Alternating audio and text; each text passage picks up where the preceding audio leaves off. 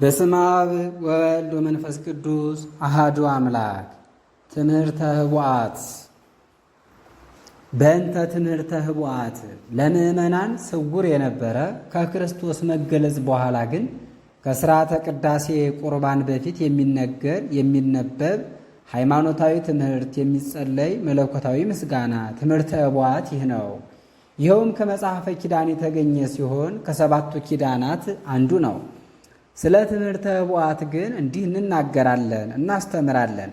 እንደዚህም እያልን እንጸልያለን። ቅድመ ዓለም የነበረው ዛሬም ያለው ዓለምን አሳልፎ ለዘላለም የሚኖረው ለኩነተ ሥጋ የመጣው ዳግመኛም ይህን ዓለም ለማሳለፍ የሚመጣው በለበሰው ሥጋ ለሰው ልጅ ሲል የታመመው በሞቱ ጻዕረ ሞትን ያጠፋው የተቀበረው በሦስተኛው ቀን ከሙታን ተለይቶ የተነሳው እርሱ ኢየሱስ ክርስቶስ ነው። በመንፈስ ቅዱስ ሕይወትነት የአዳምን ባሕሪ አድርጎ ሰው ቢሆንም ያለመለወጥ በመለኮታዊ ባሕሪ ለዘላለሙ ጸንቶ የሚኖር እርሱ ኢየሱስ ክርስቶስ ነው። መዋቲ ሥጋን ተዋህዶ የባሕሪ አምላክ ያደረገው ያከበረው ሞትን በሥጋ ድል ነስቶ ወደ ሰማይ ያረገው 5500 ዘመን በእኛ በሰዎች ላይ ሰልጥኖ የነበረ ዲያብሎስን ሰልጥኖ የነበረ የዲያብሎስን የሥልጣን ወጥመድ የበጣጠሰና ኃይሉን የሚያሳይበት የፍዳን ቁራኝነት ያጠፋ እርሱ ኢየሱስ ክርስቶስ ነው። በመወለድ ሥልጣን ከሃሊነት ያለው የእግዚአብሔር ልጅ ከድንግል ሥጋን ተዋህዶ ወገኖችን ለማውጣት ወደ ሲኦል ወርዶ ባየው ጊዜ ጨለማን የተጎናጸፈ ዲያብሎስ ፈራ፣ ደነገጠ። በማይለይ በማይነጠል ምክር በአንዲት ፈቃድ ከአባቱ ጋር ሰማያትን የፈጠረ እርሱ ከአባቱ ጋር የመላእክት አክሊላቸው ነው። ለመላእክት አለቆችም ኃይላቸው የሆነ የኃያላን ፈቃዳቸው ለአጋይስትም የረቂቅነታቸው ርቀት ለዘላለም ጸንታ የምትኖር መንግሥት ያለችውና የቅዱሳንም ገዣቸው እርሱ ኢየሱስ ክርስቶስ ነው። የማይመረመር የአብ ሕሊና እርሱ ነው። የአብ ጥበብ እርሱ ነው። የአብ ኃይሉ ቀኝ እጁ ልዑል ክንዱ እርሱ ኢየሱስ ክርስቶስ ነው። በቅድምናው የነበረ መሆኑን አምነን በሥጋ ተገልጾ የደህንነታችን መገኛ እንደመሆኑ ለእሱ እንገዛለን። ከክፉ የሚሰውረን በችግር ጊዜ የሚረዳን በጥቃታችን የሚደርስልን ጌታ ፍጹም ዋጋን የሚሰጥ አምባ መጠጊያችን በቸርነት የሚጠብቀን በረድኤት የማይለየን በሃይማኖት የሚያጸናን ጠላት የማይደፍነው ጽኑ ቅጥራችን የደስታ መገኛ መግቢያ መውጫ በራችን ሕይወትን የሚያድል ምግባችን ሕይወትን የሚያድል ምግባችን የመንፈስ እርካታን የሚሰጥ መጠጣችን እርሱ ኢየሱስ ክርስቶስ ነው። የተወለደ እንጂ ያልተፈጠረ የሚወስነው የሌለ እርሱ በድንግል ማኅፀን የተወሰነ ኃጢአት ሳይኖርበት ኃጥ ተብሎ የእኛን ኃጢአት ተሸክሞ በመስቀል ላይ የወጣ የሞተው እርሱ ሕያው እንደሆነ የምናምንበት ከአባቱ እሬና ያልተለየ የአብ ልጁ እርሱ ኢየሱስ ክርስቶስ ነው። ከላይ በልዕልና ካለ ከአብ አንድነት ሳይለይ ከሰማይ ወርዶ በሥጋው በተቀበለው መከራ ያዳነን ሀብተ ንጽሕ ሀብተ ሕይወት የሚሆን የሚያድን ሥጋውን ደሙን ያደለን በማየ ጥምቀት ከኃጢአት ነፃ ያደረገን እርሱ ኢየሱስ ክርስቶስ ነው። እርሱ ለዘላለሙ አድሮባቸው የሚኖር ሲሆን በሚፈሩት ሰዎች ልቡና አድሮ የእውቀትን ብርሃን የሚያበራ ሰይጣን ከሚሄድበት የተንኮል ጎዳና ሁሉ እንድንለይ ጥበበኞች የሚያደርገን ነፍሳችንን ከባሕረ ሲኦል የሚያሻግር ከዘመናት ሁሉ በፊት የነበረ ሁላችን የምናምንበት አምላክ እርሱ ኢየሱስ ክርስቶስ ነው። ቅድመ ዓለም የነበረ ከእግዚአብሔር አብ ጋር ለዘላለም ጸንቶ የሚኖር እርሱ ከምትናደድ ሕሊና የተነሳ ስህተት ባመጣው ጠንቅና አእምሮ በማጣት ዓለም በፍዳ ተይዞ ሲንገላታ ባየው ጊዜ ባሕርየ ሰብእ ሊያድን ወዶ በሰማይ ካሉ መላእክት ተሰውሮ በድንግል ማኅፀን ተወሰነና ወደ እርሱ አቀረበን። ክፉ ሐሳባችንን ሁሉ አራቀልን። አጋንንትንም እንዳያውቁ አደረጋቸው። የማይመረመር የማይለወጥ ቃል የሚለወጥ ሥጋን ተዋህዶ መለወጥ ይስማመው የነበረ ሥጋን የማይለወጥ አደረገው። ስለዚህም በተዋህደው በመዋቲ አዳም ሥጋ ተገለጠ።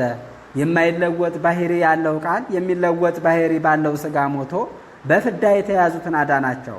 እውነተኛ ትእዛዙንም ሰጣቸው። ይኸውም የጌትነቱን ነገር የሚናገር የወንጌል ቃል ነው። ከሰውም የሰይጣንን ቁራኝነት አጠፋ። እንግዲህ በጌታችን ሞት ሕይወትን እናገኝ ዘንድ ካለማወቅም ወደ ማወቅ ተሸጋግረን በማታልፍ መንግሥተ ሰማያትን እንኖር ዘንድ ከንዋ መሐኬት እንንቃ። ሰውም ቢሆን ቅሉ እርሱ ክርስቶስ የእግዚአብሔር ልጅ ነው። ሥጋዊ ልደትን ለመወለድ የመጣ ቀዳማዊ እርሱ ከአዳም የተገኘ መዋቲ ሥጋን ገንዘብ አደረገ። አስቀድሞ በነቢያት የታወቀ በሐዋርያት ስብከትም የተገለጸ ፍጥረታት ሁሉ የሚያምኑበት በእግዚአብሔር ምስክርነት የተገለጸ በመላእክትም ቃል የተመሰገነ ሰው የሆነው እርሱ እውነተኛ አምላክ ነው። እኛን ስለማዳን በመስቀል ላይ ተሰቀለ።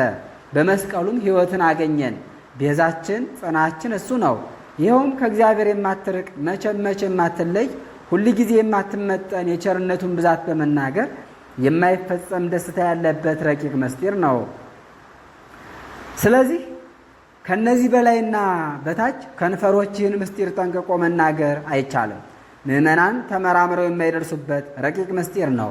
የማይመረመር ቢሆንም ቅሉ ለእነርሱ የተገለጸ ሆነ። መገለጹም በዓይን ሊታይ አይደለም፣ በልብ ሊታሰብ ነው እንጂ። እንግዲህ እናመሰግነው ዘንድ የምንመካበት መስቀል ይህ ነው። እርሱን በማመን የሚጠመቁ ምዕመናን ፍጹማን ናቸው። ከሚታይ አይደለ ከተነገረው ሁሉ ሰውነታቸውን በእውነት አዳኑ። በዚህም በበጎ ሕሊና ጽንዋን የምትሆኑ ራሳችሁን መርምሩ። አፋዊ ጆሮአችሁን ክፉ ከመስማት አፋዊ ዓይናችሁን ክፉ ከማየት ከልክሉ። ኢየሱስ ክርስቶስ የሚወደውን ታውቁ ዘንድ የደህንነታችሁን ምስጢር ታስተውሉ ዘንድ እናንተ በክርስቶስ የምትመኩ የከበራችሁ ወንዶችና ሴቶች ሕጉን ያጸናላችሁ መንፈስ ቅዱስን ያሳደረባችሁ እናንተ ናችሁና የነፍስን ሥራ ስሩ። ይልቁንም የሰው የውስጥ ሰውነት ሁሉ ይህን ያስተውል። ክርስቶስ አንድ አድርጎ ወደ አባቱ ሊያቀርበን ስለፈቀደ ሰው ሆኖ መከራ ከተቀበለ በኋላ ወደ ሲኦል ወርዶ የሙታንን ነፍስ ለሕይወት የማረከ እርሱ ኢየሱስ ክርስቶስ ነውና ነፍሳተ ሲኦልን ለማውጣት ክርስቶስን በሥጋ ወደ ሲኦል ሲወርድ ባየው ጊዜ ሞት በታላቅ ቃል እንዲህ ሲል ጮኸ። ሥጋን ከብልየቱ አድሶ ከመለወጥ አድኖ የተዋሃደው ይህ ማን ነው? በእኔ ሥልጣን ስር ያለ ሥጋን ለብሶ በባሕሪው ያለ የብርሃን ነጸብራቅ እኔን ድል የነሳ ይህ ማን ነው? ወደ ጥፋት ነጥቆ ይወስደኝ ዘንድ በእኔ ሥልጣን ስር ካለ ሥጋ ሥልጣን የተሰጠው ይህ ማን ነው? ምድራዊ ሥጋን የተዋሃደ ይህ ማን ነው? እርሱ ግን ሰማያዊ ነው። በሚለወጥ ባሕሪ የተወለደ ይህ ማን ነው? እርሱ ግን የማይለወጥ ነው። ከሕጌ ልዩ የሆነ ይህ ማን ነው?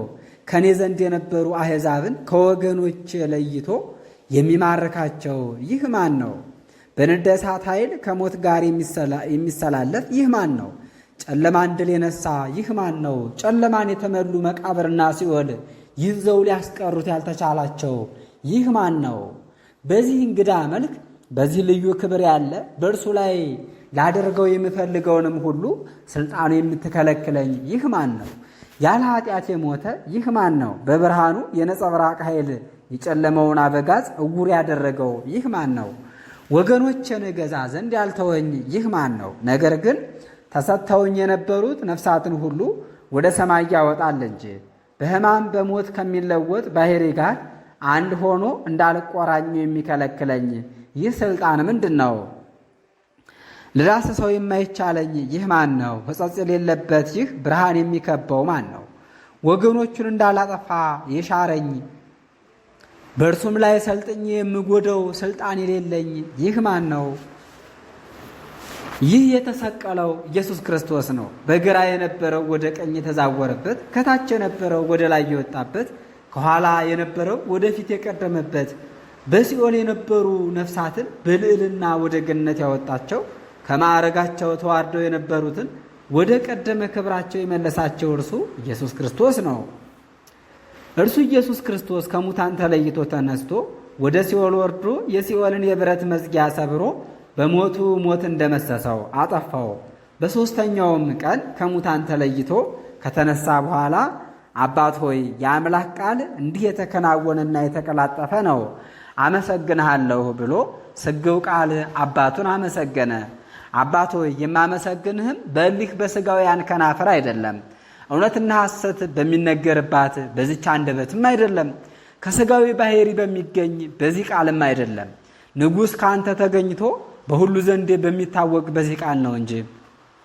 ስለሆነም ወደ ሥጋዊ ጆሮ የማይገባ ነው፣ በዚህ ዓለም ባለ በሚነገር ቃል አይደለምና ከአንተ ተገኝታ ፍጥረት ሁሉ በተፈጠረባት ቃል በአንተና በእኔ ሕልውና ባለ መንፈስ ቅዱስ ሕልው ሆኖ የሚናገር በዚህ ቃል ነው እንጂ።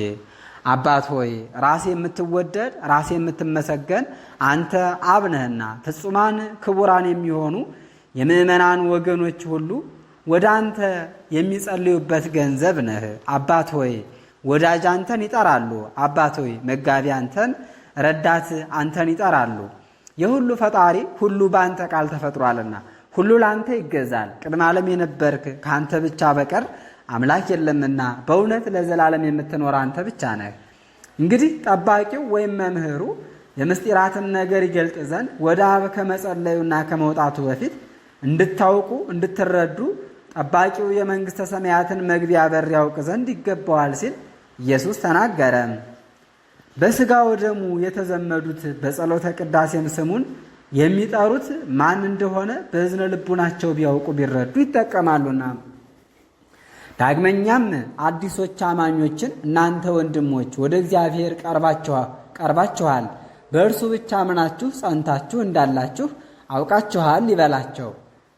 እርሷን ይሰጣችሁና የተናገራት ሃይማኖትንም ገንዘብ ታደርጓት ዘንድ ይህችውም ዓይን ያላያት ጆሮ ያልሰማት በሰው ልቡና ያልታሰበች እግዚአብሔር ለሚወዱት ብቻ ያዘጋጃት ናት። ሙሴና ሌሎችም ቅዱሳን ነቢያት ሃይማኖት የእግዚአብሔር ገንዘብ መሆኗን ነግረውናልና አስተምረዋልና እኛም ክብር ምስጋና ጽን ለዘላለሙ ለእሱ የሚገባው መሆኑን በእውነት እናምናለን። ለዘላለሙ አሜን። ረድኤተ እግዚአብሔር አይለየን።